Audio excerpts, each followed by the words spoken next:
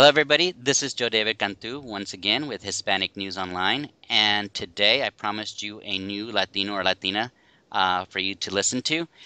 And we have somebody very interesting that's doing some very cool things aimed especially at the Latinas out there.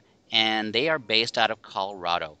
I'd like to, at this moment to take a few minutes and introduce you to Andrea.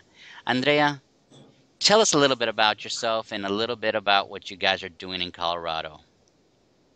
Well, thank you very much for this opportunity. I'm thrilled to be in your program and be part of your community, the HN community. I moved to the United States. I was born here in Oakland, California, and I moved back to the United States when I was 25 years old to come to law school. And really didn't never want to go back to Chile where I grew up because it was a very closed, hierarchical society with not many opportunities. And as a woman, I felt very alienated.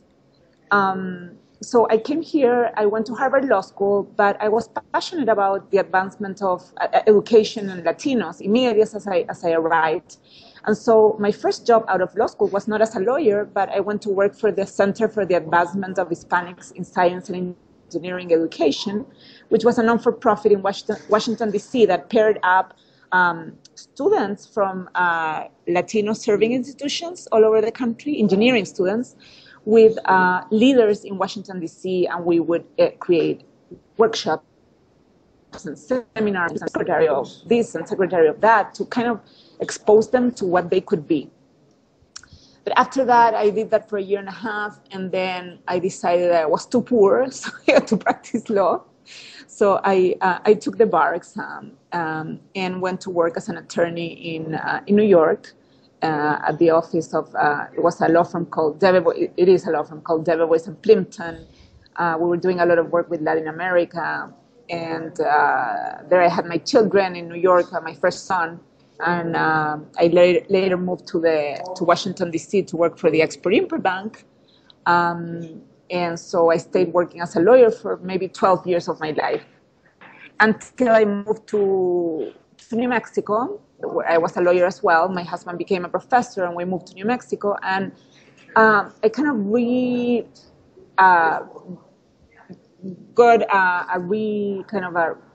fell in love again with what it means to be Latino in the U.S. and the pride it entails. Because in New Mexico, as you probably know, many of the leadership positions are held by Latinos. So it was a completely different environment. And then I moved to Boulder, Colorado, where my husband, took a job at the university here, and I discovered the world of entrepreneurship.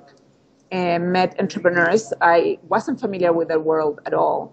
And I brought that world first to Chile, a big entrepreneurship event that we organized with a Boulder company, social entrepreneurship company. And we brought Al Gore to Chile, and singers, the Vendra Banhart, the Bochka. And then I basically created a toy competition with Gina Davis and Maria Bello and other actresses, all to foster more innovation in the underserved innovation groups. And that was kind of my calling, until I realized that as a Latina, where I could really make a difference was with my community. And I started working on BeVisible, and I met my partner, Silvia Traversani, who had a long career in digital marketing and advertising, and we just started working frantically on BeVisible, and here we are. So tell me about, because BeVisible is the reason I contacted you the first time. Yes. When I saw the information about you, I thought, this is a company I want to reach out to and learn about, because they're doing some really incredible stuff for Latinas. So tell me more about BeVisible. How did it start, and what is the concept behind it? So BeVisible started out of, a partnership, a joint venture between me and my partner. But basically, I was thinking of, women, how do we advance women in the innovation economy? How do we get more plugged in into opportunities?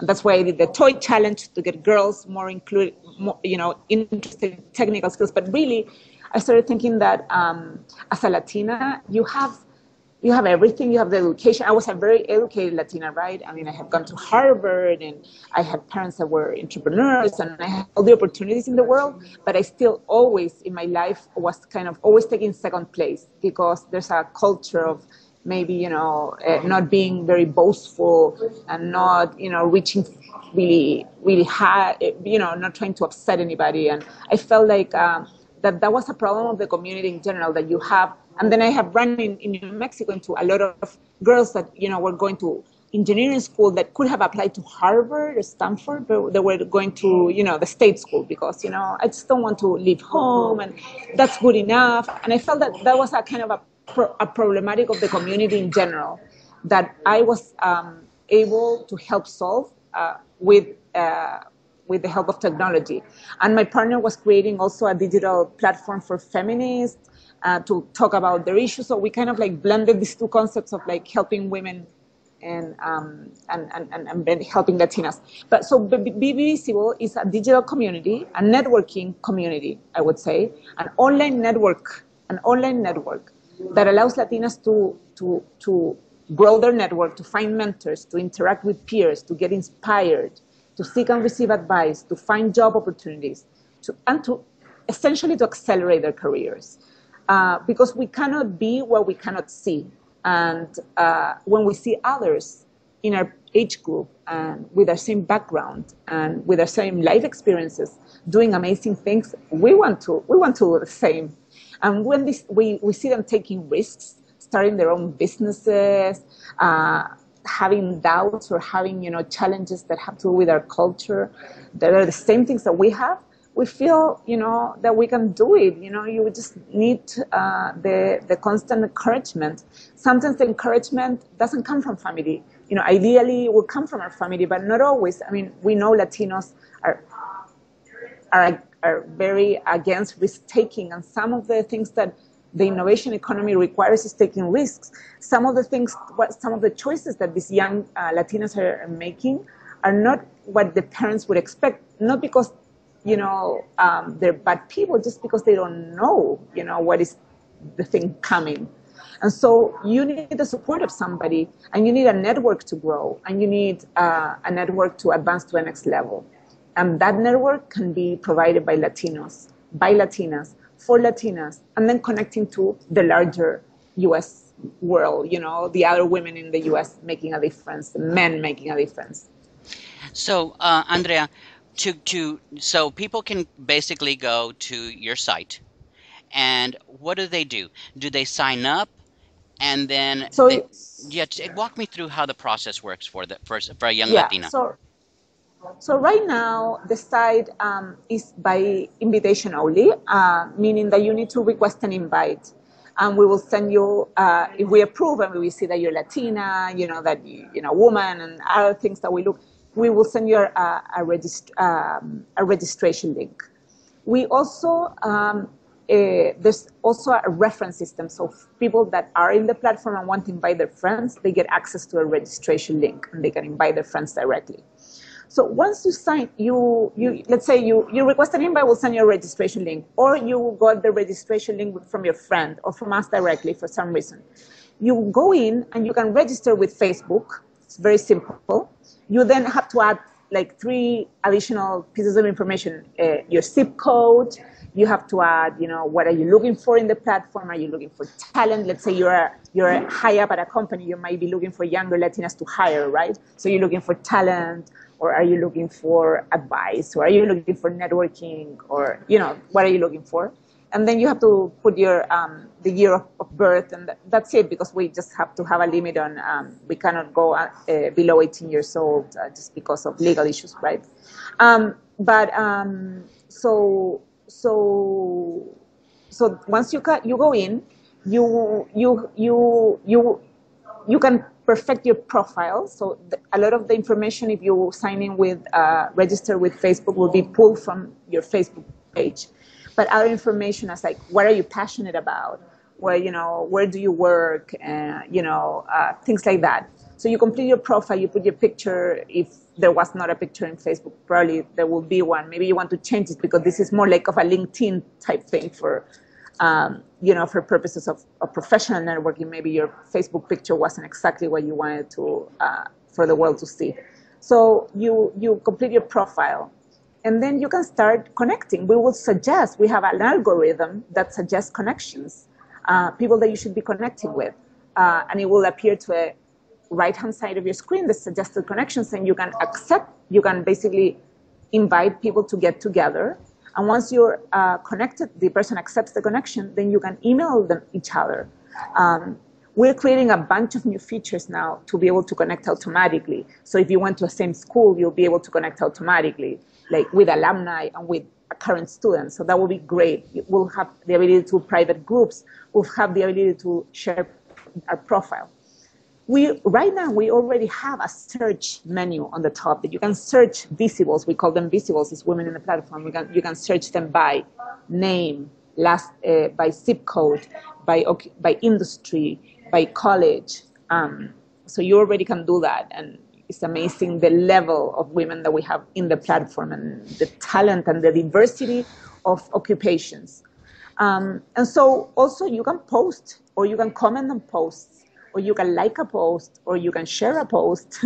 So all these things you can do in BeVisible. Well, good. But so basically, you're reaching out right now to people, to Latinas who want to get some kind of connection with other professional Latinas, and then you're also reaching out to corporations and companies who already have Latinas in position to then connect them to the general public, right? So that's what you're basically doing, right? Yes, Okay. exactly. Okay.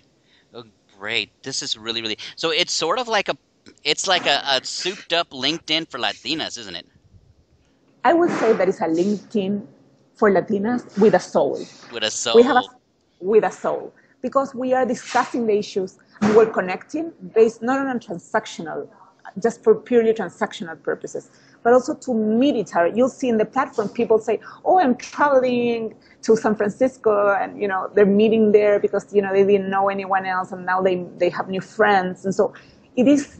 It is and then you ask questions like, I mean, everybody has the same issue. For example, one of our very important contributors. Her name is Brenda Sotero, a journalist in Los Angeles. She's starting her own business. She quit her job. She put all these posts, people opine, they help her quit, like, yes, do it. But then she, for example, is having all these issues because her parents don't understand taking on credit card debt to, to like start a business. They don't understand debt. They don't agree with that. They're risk averse. And so she's like posting that about that on BeVisible. Like, I'm like, I feel so weird because like my business entails that I take some debt. And, I come from a family that doesn't approve of that. And, all these things are very pertinent to our culture. And so you'll have, Latinas that are more savvy, that are younger, or that are more savvy financially. And, I understand that's a thing of our culture, but we need to get rid of that because if you don't have debt, there's good debt and bad debt. But if you don't have debt, you won't ever achieve anything, right? You Right. need to risk something to get something. So all these things, we're discussing. These are important things. And I also saw, matter of fact, I received something today from you that you have somebody speaking. Do you have speakers come on board and speak to the Latinas also? Do you have events like that going on throughout the country? Yeah. So we're having a couple of big events. We'll have we're doing a workshop with our dear friends at Latina Vida in October in San Francisco. We have meetups all over the country that are organized by our members, and we have a big event coming up in March 2016, sorry, in Denver with some big names that we'll announce soon, in partnership with Univision and Latinas Represent and others. We are invited to speak to a bunch of different events. We've been invited to speak at a very exclusive kind of TED Talk for diversity, for diverse entrepreneurs called platform.org. We've been invited to talk at the Denver Startup Week. We've been invited to talk at, a lot of different events, at the Hispanic National Bar Association, etc. But we try to give visibility. Mostly we try to give visibility to our members, to our users, and that's our mission, because we feel that with visibility comes the ability to make things happen. When you're visible, you can influence other people and get them to your dreams. And because this is not about transactions, this is about also changing and making better things for our community, we want to give you visibility so you can achieve your dreams.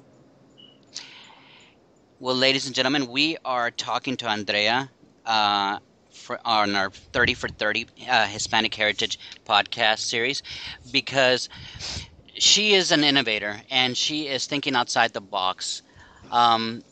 Andrea, is there a limit of amount of girls that you're going to allow into the platform, or are you going to just leave it open and see how big it grows? Well, no, there's no limit. We've been very methodical in curating, who comes in and the content that we provide, because we want the community to grow organically and naturally and not be forced, And right now it's a community of really, would say, like-minded Latinas that are trying to make different things happen for themselves, for the family, for the community. And in general, they all have a passion that is beyond their personal satisfaction. Almost everyone has a passion that has to do with changing the world for the better in some way or another. And I think that as long as that's the spirit of the people coming in, everybody will be welcome. Well, you know what? I am so glad that you're out there doing something like this, especially for the Latinos out there. Um, you know, I asked almost every buddy that I've talked to so far, um, if you had a room full of young Latinos, Latinas in front of you, and you had something to leave them with, is there something that you would think that you could say to them that would inspire them, um, as a young Latino, and what's going on in this country, of how to, is it better education, or is there any kind of words of wisdom that you can, give out to the kids out there? Yes, I think my only words of wisdom is like, please do as many mistakes as you possibly can, as early as you possibly can, and please fail a lot, fail often, fail when you're young. I mean, I started my career as an entrepreneur in my late 30s, very late 30s. So I mean, it's a lot of catching up to. I feel that if this culture becomes a little bit more of a risk-taking culture, we encourage each other to take risks, to make mistakes, to do things wrong, we'll advance a lot faster. Hmm. Great words of wisdom. It's funny, but you're right. Every time we fail, we learn from that failure. It's when we succeed that we kind of get lazy and don't really Exactly. strive anymore. It's when you fail that those are the lessons that you really, really take to heart, and you get up and not do it again and figure a better way to do it, or it really hurts, one of the two. um, That's exactly right. you know what? I something just popped into my head I was going to ask you about, and it was, you know, what you guys are doing is empowering Latinas. What do you think that, I mean, because I know that you're reaching out to the community, but going beyond the community, because now we're not only talking about Latinas, we're also talking about people, Latinas who live in the U.S. and who are striving Right. to do something in the U.S. What is your thoughts on how this will help not only our community but the rest of the community by what you guys are doing? I think that it's important to bring, to bring the Latinas in the U.S. doing things to the mainstream, to the forefront of the connections of networks of power, right? So when these Latinas get connected to each other, right? These women that are like starting out, some in, they all need each other. You might be surprised, but like people in positions, in corporate positions, need the younger people, to understand, and the younger people need the older people. So they all need each other. But once we connect them to each other and the things that give them passion, right? Then you will see that there are a lot of the Latinas that are links to the broader U.S. Community world in business, in entrepreneurship, in whatnot. And also you start to basically broadcast a message and broadcast Latinas as innovators, right? And so then the non-Latinos want to hang out with Latinos. They want to go where the Latinos are, because there's energy there. So I think that what we're doing is that we are really, it's like a bomb. Maybe it makes me think like we're pumping a bomb of energy, and then once everybody kind of like see the balloon in the sky that we are, the Latinas are, everybody will want to go there because there's so much energy in this community. And so that's good for everybody. That's good because it raises our profile, because we get connected to the broader world. We're not in this ghetto anymore, right? We're not afraid of others. Others are not afraid of us. And we move our community forward. The biggest risk for us right now is to not try things, because if we don't try things, and you know this very well because you're doing the same thing, we don't try things, we risk becoming a permanent second or underclass population in the US. And that cannot happen. We cannot let that happen. We have to lift each other up, because otherwise no one will. So true, so true. Words, no, no words have been spoken better than that as of late, because we all are helping each other. And we're doing this 30 for 30 podcast because we want to introduce some of the innovators and some of the people out there who are trying to do something not only to elevate their community, but the people beyond their community. And by helping the Latinos in their community, they're doing really good stuff. So at this moment in time, you know, I've I keep telling people, we're doing this so that you guys can get to know them and meet them, each individual that we're introducing. But I can only do so much for you. You have to pick up that phone. You have to write that email. You have to send that text to these people, because, like, Andrea, I'm pretty sure that if you email her and ask her some questions, I'm not telling you to be a comadre to her.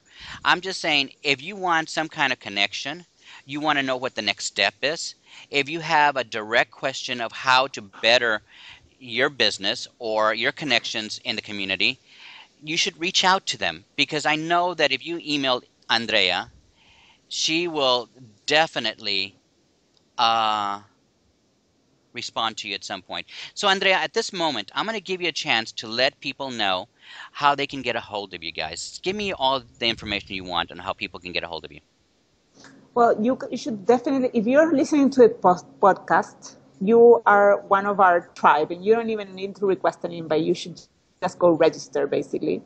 So you should go to BeVisible.soy, www.bevisible, BeVisible.soy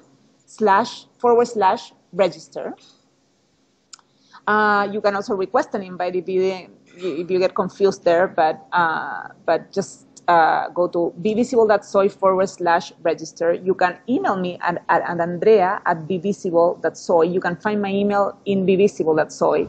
It's about, I think you can find it under About Us in the landing page. And as you say, you can email me anytime. Ask any questions, ask for any introductions, and if I know someone, I will for sure introduce you.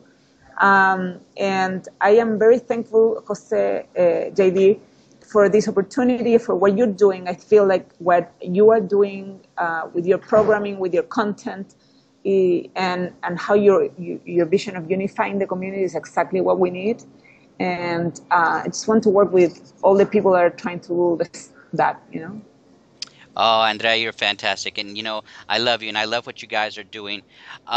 Everybody, don't forget, I will post all the contact information on our site, so that way when you listen to the audio podcast, you can also see their contact information.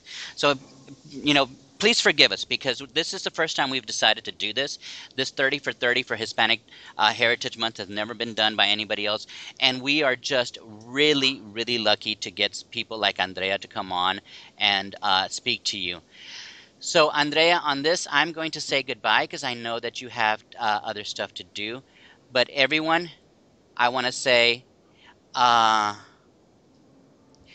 that I hope you stay tuned and you continue listening to all the interviews we do. We're going to do 30 for 30 this month from September 15th to October 15th. We're going to introduce you to a Latino or Latina or an organization that deals with Latinos issues and help you get some information. I just can't tell you enough how important it is for you as an individual to reach out and ask questions. If you don't know, if you have a child, if you have yourself questions, please, please ask and reach out. You can always ask me. I can get you in contact with people. But once again, Andrea, thank you for doing what you're doing and for being on our show. Thank you so much for your time. Okay. Stay tuned tomorrow, everybody, and we're going to introduce another Latino and Latina. So come back and visit us tomorrow at hnonline.us. Gracias. Ciao.